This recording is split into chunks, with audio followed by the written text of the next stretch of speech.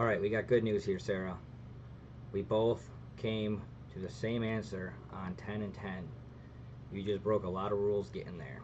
We both came up that C and not C is a contradiction to get A or not C by 3 through 8, and I got 3 through 12.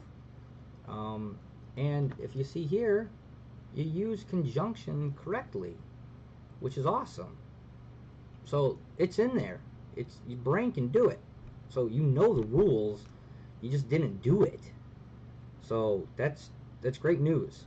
You made a couple errors, so you don't need to learn it. You know it. Just be a little bit more cognizant of what you're doing at the time. So now let's compare what we got going on here. You got A by 1 and 4 through modus ponens. Well, you know 4 is not real. 6 though, not B and C, you can get through modus ponens by deducting not A, and you get not A by De Morganing, using De Morgan's on your assumed premise. And you probably didn't see that. Let me get the mouse on the right screen. Alright, so right here, you didn't use those parentheses, and if you would have and wrote a little bit more clearly, you probably would have seen the De Morgans to do.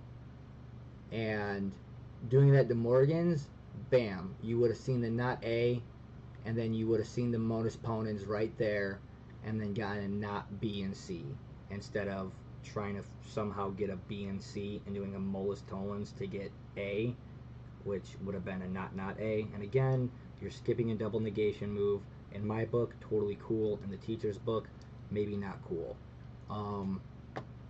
But yeah, where's my mouse at? Here we are. So you got a B and C right off bat illegally. I got a not B and C correctly, which is cool. Then again, De Morgan's that, which would have gotten you a not B or not C, okay, by De Morganing's line 6. Now, I don't know how familiar you are with this rule right here, implication. Implication is your friend. You need to use implication a lot. Not a lot, but it'll save your ass. It changes an if-then conditional statement to a or statement, or an or statement into an if-then statement. So like right here, our final thing right here is an or. Now this is fine for the reductio ad absurdums, because that's all we're trying to get to. But on the conditional proofs, where you're trying to go from a letter, and if you use that letter, if that letter, then that letter, but this part is an or statement, well, just implement it and it'll change it, okay? So we use impl, and then we get B, then not C.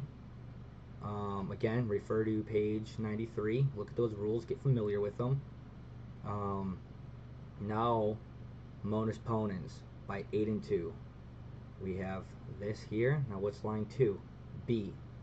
What'd you do with line 2? Oh yeah, you illegally tried using that conjunction there. So we get the not C. Where do we get this simple and 4? Oh yeah, back here. So we simplified that down to line 4. We simplified that to not C. Double negate it to C. And now we can take 9 and 11 and conjunction them to get that contradiction. Now, I don't even skip the double negation stuff. I don't. I don't want to get confused. For one, I don't want the teacher to, mark it off, or she gets confused as to where I'm getting stuff, so I get stuff marked off. Also, sometimes double negations come in handy. So I hope this kind of clears up with number 10, or you can just screenshot it and copy it down and not listen to a damn thing I'm saying. Either way, your grade, it's all good in my book.